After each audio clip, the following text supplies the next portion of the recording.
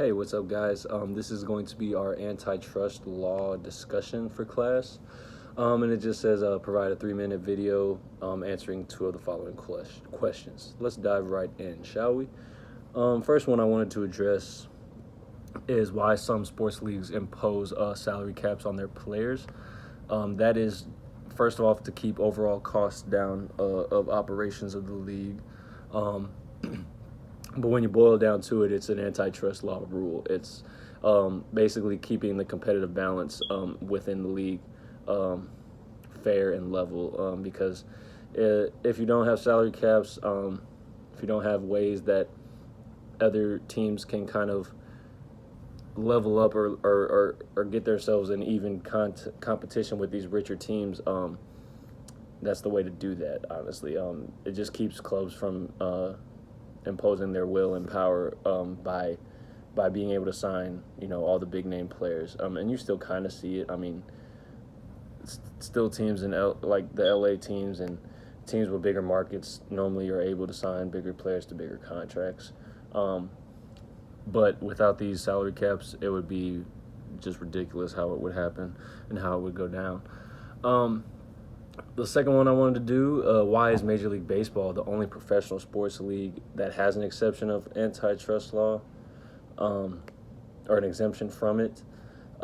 This stems all the way from a 1922 Supreme Court ruling, and this was brought up because the version or the exemption that they have allows salary caps on minor league players' salary.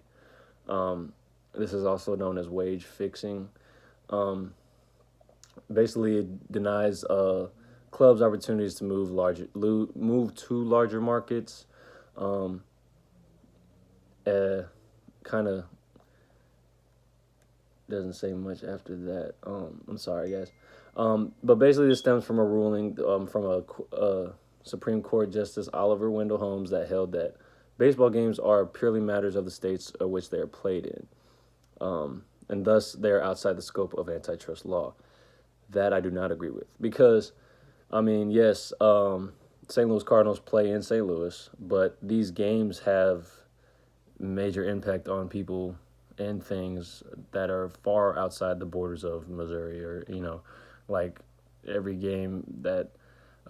Cardinals game in Vegas, for instance, or every Cardinals game is allowed to be bet on in Vegas or even in Illinois. It's allowed to be bet on. So it's not this type of thing.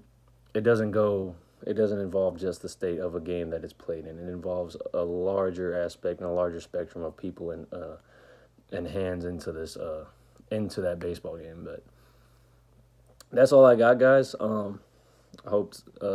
Can't wait to see what you guys have to say. And I'll see you soon.